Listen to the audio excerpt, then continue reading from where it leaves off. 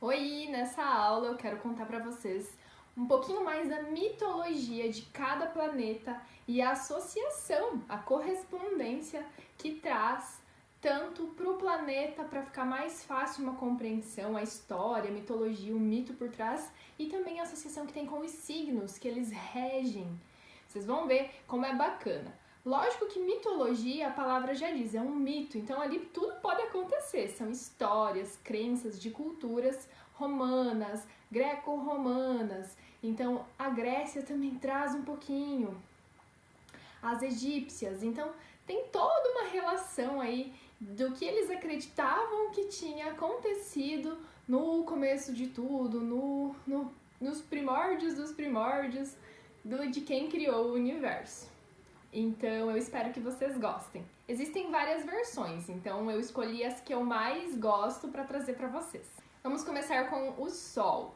O Sol, ele era considerado o deus Apolo e também o deus Hélio em algumas culturas. Ele era o deus da sabedoria, o deus da cura, o deus das profecias e era filho de Zeus, que era considerado o deus dos deuses. Ele só ficava abaixo de Zeus. O local de morada dos deuses era no Olimpo, e vocês vão me ver falando muito sobre esse lugar. Quem comandava o Olimpo nessa época de Apolo era Zeus. Inclusive, Apolo tinha uma irmã gêmea que se chamava Artemis e também é considerada a deusa da lua. Apolo era um deus temido por todos os outros deuses e a única pessoa que conseguia domá-lo era seu pai e sua mãe. O fato dele ser tão venerado era porque ele protegia quase todos os grupos e ele seguia fielmente os princípios da sua região. Estava associado à cura e também por abrir os olhos, levar a luz para os homens que cometiam pecados. O poder de Apolo era desigual. Nenhum outro deus, a não ser seu pai, tinha tanta influência no mundo dos deuses e no mundo dos mortais. De tão poderoso que Apolo era, já foi confundido com Jesus Cristo. Lembra da história do documentário que eu deixei para vocês do Deus Sol? Então, é daí que vem toda a sua associação, por ser algo muito cultuado, a divindade, algo muito respeitado pelas pessoas. Aí vocês já podem trazer a característica de Leão, que é regido pelo Sol, né? Essa coisa do astro-rei, né? O rei dos reis. Mesmo que era filho de Zeus. Zeus era o pai de todos os deuses. E a Lua, também conhecida como Ártemis, irmã de Apolo, já foi associada a muitas outras deusas, como Selene, Ísis, Diana e várias outras. Mas a deusa Selene é que traz mais a sua personificação. Selene era irmã de Hélio, que também é considerado Apolo, o deus do sol, que cuidava de todo o dia. Selene já cuidava de toda a noite. Era ela quem adentrava a escuridão e trazia luz para as sombras, que com sua caroagem muito brilhante encantava as noites com sua luz prateada. Sua aparência combinava com o azul do céu noturno. Ela tinha uma pele super pálida e cabelos negros. E nas noites que a lua não aparecia, conta o mito que por Selene tinha vários amantes. Porém, o seu maior amor foi por um simples mortal, um mero pastor. Ela notou que ele todas as noites ficava observando e isso deixou-a curiosa. Então ela se aproximou para tentar entender o que era dele que tanto olhava para ela, pois ela ficou tão apaixonada por aquele homem que resolveu, pouco a pouco, descer para o mundo dos mortais e ficar admirando a beleza que ele também tinha. Ambos apaixonados, um pelo outro. Porém, ela foi aos poucos deixando o seu trabalho e aí Zeus notou o que acontecia, que Selene não estava mais iluminando as noites. Cadê a lua, né? Que era o seu papel mais importante. Furioso, ele foi atrás de Selene. E Selene, muito triste, disse que não voltaria mais cumprir o seu serviço porque ela queria ficar ao lado do seu amado. Então, Zeus teve uma grande ideia de fazer com que esse mero mortal caísse num sono profundo e então Selene pudesse olhá-lo, admirá-lo, sua beleza e amá-lo pelo resto de sua vida, o tornando imortal. E assim poderia o amar para sempre.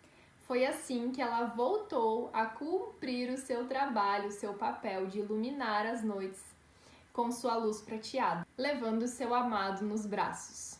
Essa história da lua traz muito essa reflexão das emoções, né? Olha como um homem, um simples mortal, porque Selene era uma deusa, conseguiu encantou de uma forma tão emocional, porque a lua é tão as nossas emoções, nos leva para um lado inconsciente, onde a gente às vezes não consegue nem mais agir de uma forma racional, porque ela tinha um serviço a fazer, mas ela estava tão perdidamente louca pelas emoções dela, que ela estava abandonando o que ela tinha que fazer. Então a lua, como ela é sombria, ela não tem a luz própria, ela é radiada pelo sol, a gente às vezes tende a nos levar para caminhos ilusórios, né? Caminhos que nos fazem tomar atitudes inconscientes. Essa é a relação de lua. E também tem toda essa conexão com o nutrir, o cuidar, o querer estar perto, que traz a regência de Câncer. E agora Mercúrio, vamos falar de Mercúrio. Mercúrio na mitologia era o deus Hermes, o mensageiro dos deuses. Ele era um deus muito importante também do Olimpo, porque ele era o único deus capaz de entrar no mundo dos mortais, passar pelo mundo dos deuses, ir no submundo, subir ao céu. Ele podia entrar dentro dos mares e falar com qualquer pessoa, porque ele quem trazia as informações de um mundo para o outro. Super Mercúrio, né? A comunicação, a fala.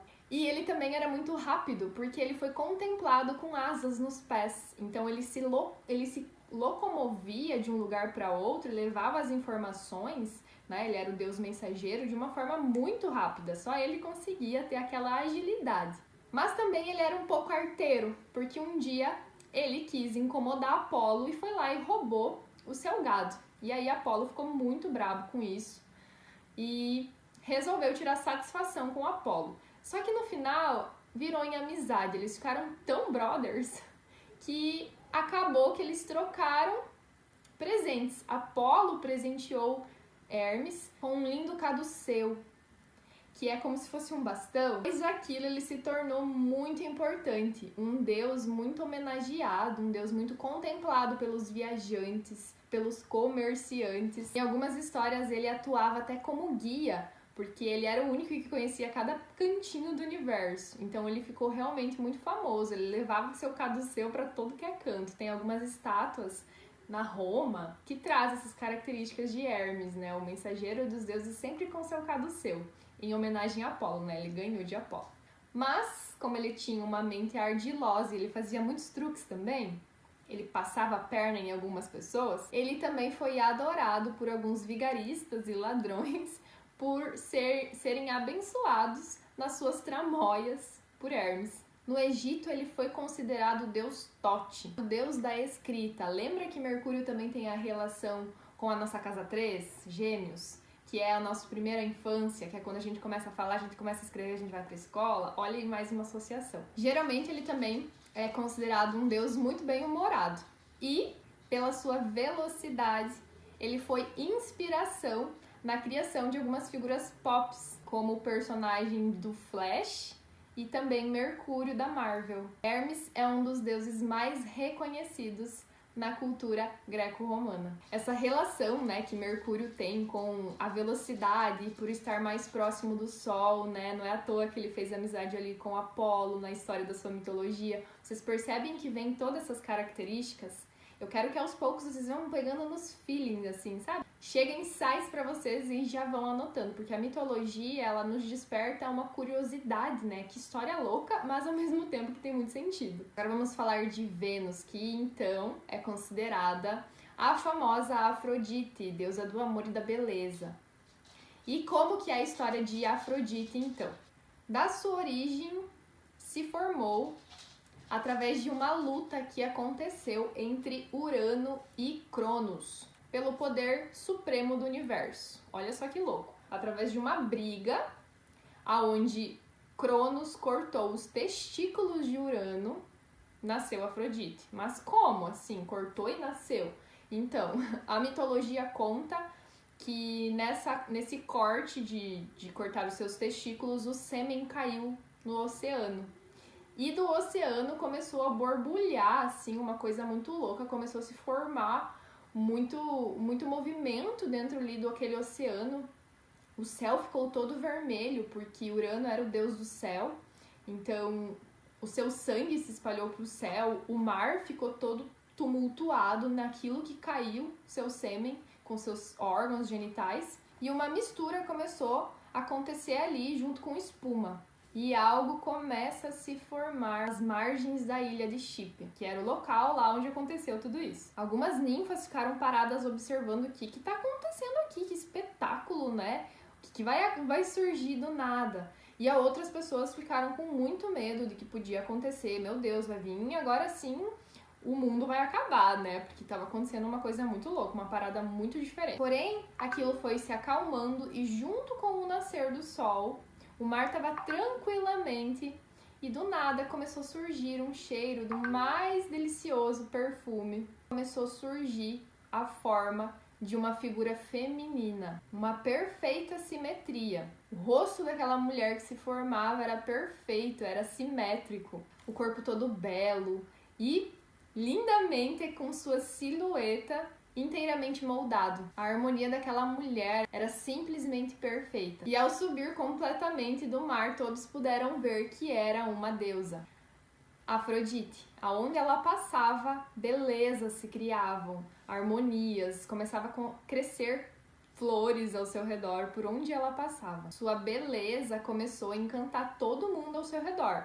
E, rapidinho, essa informação chegou ao Olimpo, né? Os deuses então a buscaram e a vestiram com um belo traje digno de uma deusa. E a constatação só podia ser uma: se tratava da deusa do amor e da beleza. Recebia de tudo e de todos as mais preciosas joias, transbordava abundância e prosperidade, era super desejada entre os homens e encantava qualquer pessoa. Idolatrada, conseguia tudo o que desejava, foi então considerada a deusa do feminino.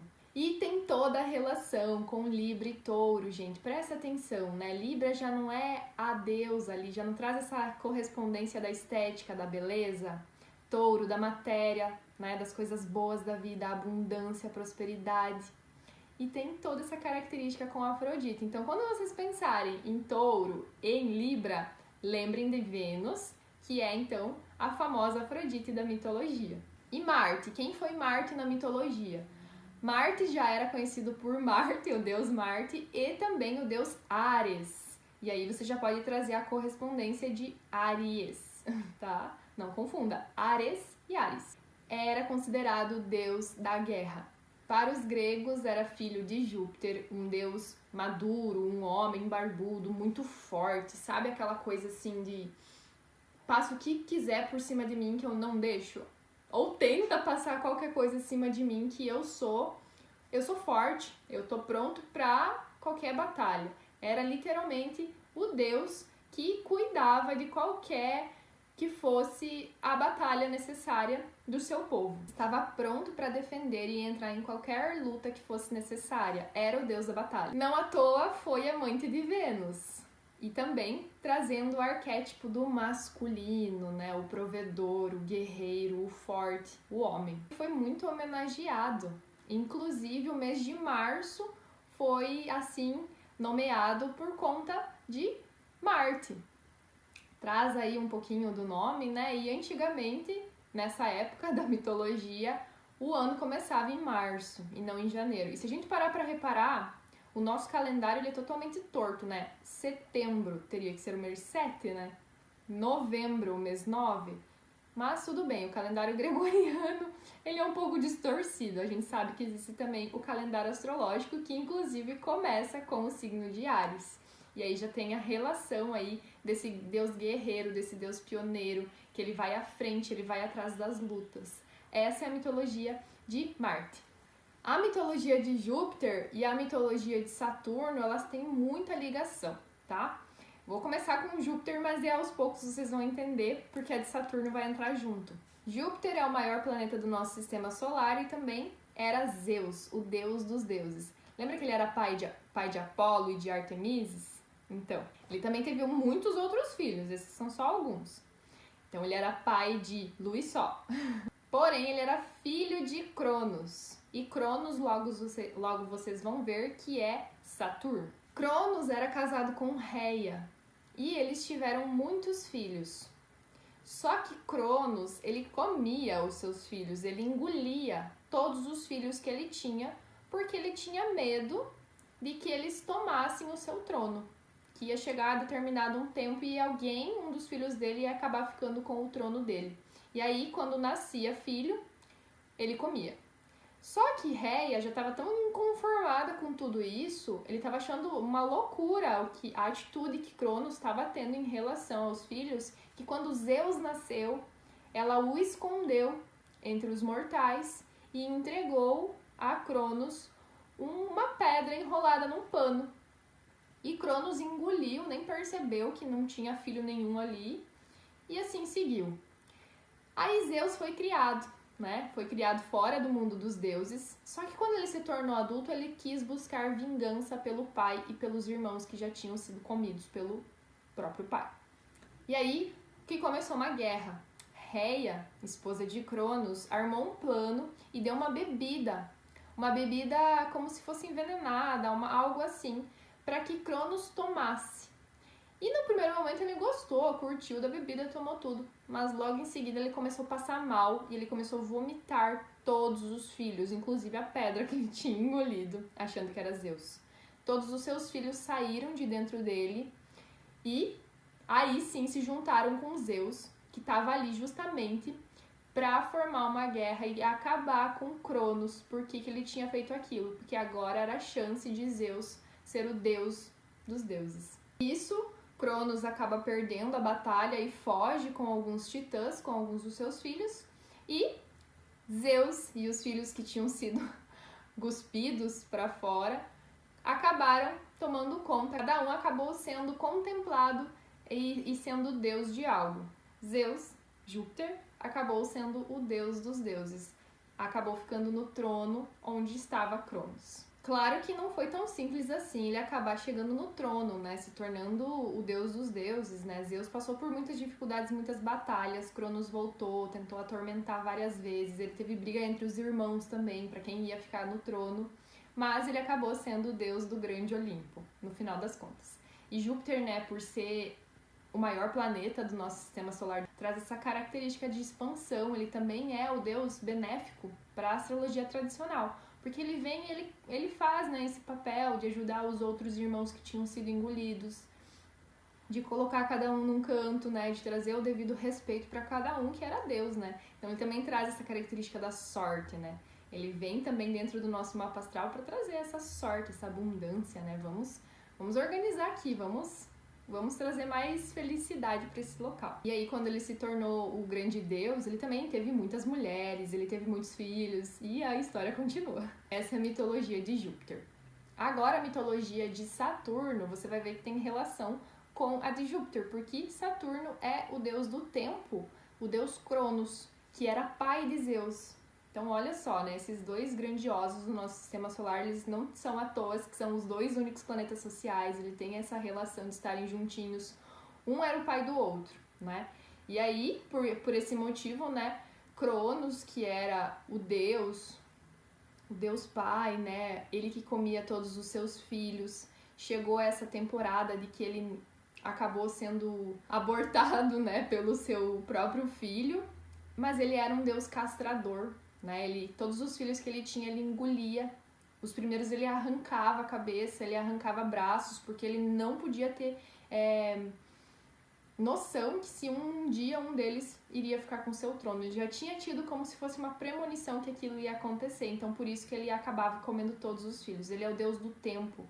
E se vocês notarem as imagens de Cronos na mitologia, vem sempre com uma foice, né? Então Saturno é aquele planeta que limita, que ele poda, que ele castra, que acontece esses rebuliços, né, que muitas vezes a gente sofre, a gente leva peia ali onde ele está em alguma área do nosso mapa astral, porque ele vem nos exigir maturidade, ele vem nos exigir responsabilidade. Ele é o deus das estruturas, então ele vem nos ensinar que tudo tem um tempo, e o que você está fazendo com esse tempo que você tem, entende? Porque, vai chegar um momento que tudo vai acabar. Esse tempo vai acabar. Por isso que ele já traz a representação do Deus do tempo, né? O que tu tá fazendo da tua vida? O tempo tá passando. E aí, o que você fez no final, né? Depois vai vir e vai cobrar. Por isso que também a gente tem o retorno de Saturno e vocês vão ver que a cada 29 anos a gente sente, sabe, na pele a responsabilidade, a maturidade. Realmente, será que a gente virou um adulto? Inclusive, é como se marcasse gerações também na mitologia. Porque primeiro quem governava os deuses era o Cronos, né? E aí veio o seu filho e trouxe uma nova geração, que foi Zeus, né? Que acabou conseguindo destruir ali com aqueles atos de terrorismo que ele fazia de comer seus próprios filhos. E que em algum momento esse trono ia ser passado para outro, né? Que aquele momento, o tempo dele iria acabar. Então ele traz essa representação. Quando você pensar em Saturno, lembra que ele é o deus do tempo. Ele é o deus que limita, mas porque ele quer pedir responsabilidade, que você usufrua do seu tempo da melhor maneira possível. Essa é a mitologia de Saturno. E aí Urano. Urano também tem conexão com Saturno, você vai ver. Urano, antes de Saturno, era o deus do céu. Mas eu vou te contar melhor essa história. Urano era um deus do céu e pai de Cronos. Então, Urano, quem veio primeiro, antes de Cronos, é como se fosse assim, Urano foi o vô, né? Cronos foi o pai e Zeus foi o filho, que depois essa hierarquia foi diminuindo. E pra gente começar a história de Urano, a gente tem que começar a história do universo. Porque tudo começou quando era um caos. Eles contavam na mitologia que tudo era um caos, tudo era uma bagunça, tudo era desorganizado. Existia um vazio desorganizado. É como se tudo fosse fora do lugar, eles não conseguiam entender o que era aquilo. E eles chamavam de vazio, nada era nada, tudo era nada. Eles até falavam que era o caos, né? Tudo era caótico. E aí o caos, percebendo o caos, ele resolveu criar uma coisa nova, ele precisava organizar aquela bagunça. E aí que ele criou Gaia, considerada a Mãe Terra, que é o nosso planeta onde a gente mora hoje. E esse período de caos durou eras, que é a história de como tudo no universo surgiu. Então o caos criou a Terra, e Terra era um dos seres mais lindos que existia ali. Só que Gaia começou a se sentir muito sozinha, sabe? Ela sentia a necessidade de ter mais alguma coisa ali junto dela, como se fosse uma paixão, um parceiro, sabe? Um parceiro de troca, para ela poder criar mais coisas. Ela era como se fosse a forma do feminino e ela precisava de um masculino para então cocriar. E aí Gaia gerou Urano com o objetivo de ser o seu parceiro. E Urano era o deus do céu, então ele quem a cercava e a visitava a todo momento. Urano ia ser o deus que ia reger todas as coisas juntamente de Gaia. Ele passou a ser o governante do universo. E dessa relação de Urano com Gaia, o deus do céu, e Gaia, terra, foi feito muitos filhos. Muitos mesmos. Muitos. Cada um tinha um poder elemental. Inclusive Cronos, que era o deus do tempo. Então tinha o deus do tempo, tinha o deus do mar, tinha o deus das árvores, os deuses das plantações, o deus do ar. Cada um tinha uma conexão elemental. E aí, como Cronos, que era o deus do tempo, Saturno, ele tinha era o mais poderoso de todos os filhos, eles chamavam de titãs, ele foi considerado um deus titã, o deus titã, né? Como se fosse o melhor entre os filhos. E aí, novamente, acontece uma briga entre pai e filho. E o resto da história vocês já sabem, porque o que acontece? Urano e Cronos brigam, Cronos corta os testículos de Urano, cai no mar e dali nasce Vênus, lembrou? E aí que tem a relação de tudo, né? Onde que começou toda essa história? Tudo começa com Urano e Gaia. Urano foi o pioneiro dos governantes do universo, ele que ajudou a criar tudo. E aí os seus filhos, aos poucos, vieram destruir, né? O deus do tempo veio mostrando que tudo tem um tempo, né? Acabou que o filho também veio trazer repetir o mesmo padrão aí do pai. Então, para você ter essa noção, né? Urano, ele tem essa conexão com a criação, com o diferente, com o novo. E quando a gente lembra de Urano, a gente também tem que lembrar de Aquário, que é pensar nos outros. Não é à toa que eles quiseram ter muitos filhos. O deus do tempo, que era Cronos, ele percebeu que eles faziam filhos exageradamente, não tinha estrutura. Eles estavam fazendo... Urano e Gaia, que eram seus pais, estavam criando desordenadamente. Aquilo ali estava causando outro caos, muitos filhos, muita bagunça. E aí Cronos decidiu ali cortar os testículos do pai para que ele não tivesse mais como criar novas coisas. E aí foi uma nova geração se surgindo dali. Você percebeu que vem uma hierarquia? Tudo isso através dos mitos. Essa então é a mitologia de Urano. E a mitologia agora de Netuno. Netuno é considerado o deus dos mares. Poseidon, em algumas histórias, em alguns mitos. Vocês já devem ter ouvido falar sobre Poseidon, né? Filho de Cronos e Reia, os mesmos que eram irmãos de Zeus. Lembra da história de Zeus? Só que Netuno foi um dos filhos engolidos. Netuno foi um dos filhos que não teve aquela oportunidade. Só que depois que Zeus, né, fez toda aquela reviravolta, brigou com o pai e se posicionou, ele salvou Netuno. Então Netuno, naquela saída dos filhos da barriga de Cronos, foi um dos deuses que foi contemplado a ser o deus do mar. E aí você pode sempre pensar que Netuno, você pode ver até no próprio simbolismo, ele tem o tridente. Né? Ele está sempre com o seu tridente, e é com aquele tridente que ele fazia muita folia também dentro dos mares, né? Ele causava grandes ondas, grandes turbulências, grandes tsunamis, ele abalava as estruturas dos oceanos e dos mares quando ele estava irritado. Ele não tinha ficado tão contente assim dele ser só um deus do mar, ele queria ter outras coisas, inclusive ele queria ter uma mulher. Ele se sentiu que ele estava muito sozinho, né? Tipo, eu quero ter alguém comigo aqui. E a única coisa que acalmou ele foi literalmente a hora que ele encontrou uma parceira. Só que não foi tão simples assim, né? Ele encontrar um grande amor, né? Quando Zeus decidiu então ajudar o seu irmão, ele mostrou as suas filhas para Netuno. E ele se apaixonou perdidamente pela primeira quando ele viu. Só que ela se assustou com ele e fugiu, entrou pro mar. Era uma sereia, tipo aquela simbologia da sereia. Ela fugiu pro mar e ele não conseguiu encontrar. E por conta disso ele ficou mais raivoso ainda. Porque assim que ela foge, né? Eu quero ela. E começou a fazer um monte de reviravolta lá. Até que Zeus consegue conversar com sua filha e trazer a bela amante até Netuno, aonde ele começa a tranquilizar a sua vida, ela se torna também a deusa do mar junto com ele, e os mares e oceanos começam a ter novamente tranquilidade. Né? Netuno nos representa o inconsciente, né? Por isso que tem essa representação dos mares, do fundo do oceano, a conexão com a água.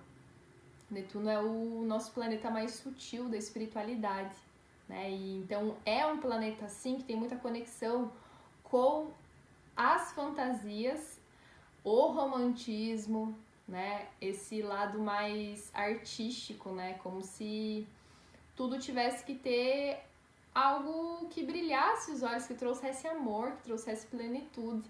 Então ele só se viu contente mesmo quando ele encontrou uma amada para estar do seu lado. Essa é a mitologia de Netuno. E para finalizar, temos a mitologia de Plutão, que era considerado o deus do submundo, o deus Hades na mitologia. E ele tinha realmente uma aparência bem estranha. Ele já foi considerado o deus do submundo por Zeus. Ele era um dos filhos irmãos de Zeus, junto com Netuno, que tinha sido engolido por Cronos. Então ele tinha sido expulso da barriga e aí sim foi eleito ao deus do submundo. E justamente porque ele já tinha uma aparência muito assombrosa, tenebrosa, assim, sabe? Ninguém queria ficar perto dele porque ele realmente passava muito medo. E por ser o deus do submundo, então ele estava debaixo da terra, né? Como se fosse o inferno. As almas, os mortos, passavam por ele para então entrarem dentro do submundo. Era como se ele fosse o julgador, um deus muito poderoso. Ele era muito rico, ele tinha o poder de ser invisível, ninguém conseguia enxergá-lo, ele conseguia passar muito despercebido, e era aí que ele Com essa força ele ganhava muitas batalhas. Só que pelo fato dele ser muito esquisito, ele acabou ficando muito sozinho e ele se sentiu realmente só. E ele teve um plano, né? Eu vou raptar alguém pra ser minha companheira. E nisso, ele foi dar uma volta e encontrou Perséfone. Perséfone, então, foi o seu alvo. Ele entregou a ela um fruto envenenado, um fruto proibido, e ela aceitou. E aí, sim, estava feita a sua negociação. Se ela não tivesse comido o fruto envenenado, ela não seria condenada. Mas como ela comeu, aí ela ia ter que acompanhar ele junto ao submundo. Foi um plano muito bem calculado, um plano que não tinha mais reviravolta. Perséfone, então, acabou sendo levada para o submundo junto com Hades. Porém, a sua mãe, que era Deméter, era a deusa das estações, ficou putaça com o sumiço da filha e foi descobrir o que tinha acontecido.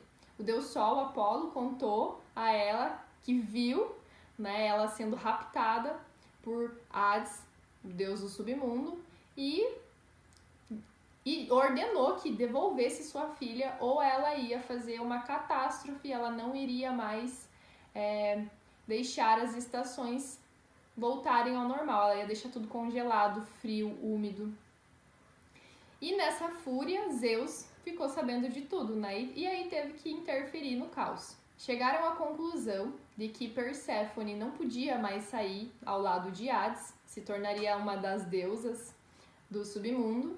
Portanto, ela poderia frequentar a família dela, visitar a família dela na metade do ano. Metade do ano ela ficaria com Hades no submundo e a outra metade ela voltaria para os braços de sua mãe Deméter.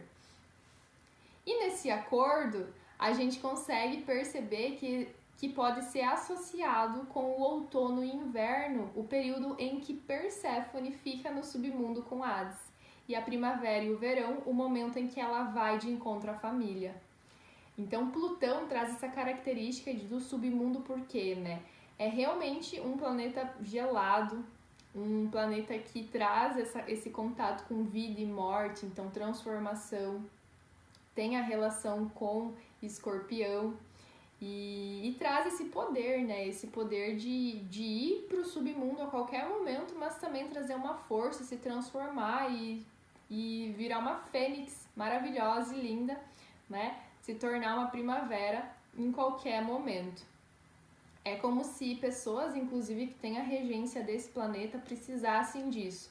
Em algum momento precisa ficar na própria caverna, encontrando as próprias sombras, para então poder renascer. E aí Plutão traz esse poder de transformação, de regeneração, de poder transformar cada coisa que toca. E foi assim que aconteceu com as estações a partir do rapto de Perséfone por Hades. Essa foi a mitologia de Plutão e eu espero muito que vocês tenham gostado, que tenha feito sentido para vocês. A mitologia dos planetas, elas trazem correspondências com os signos que eles regem e faz muito sentido no aprendizado. Isso eu tenho certeza que agrega muito para vocês. Eu fico muito feliz em poder compartilhar e se vocês gostarem, comentem para mim aqui embaixo que eu vou ficar muito feliz de saber. Um beijo e até a próxima aula!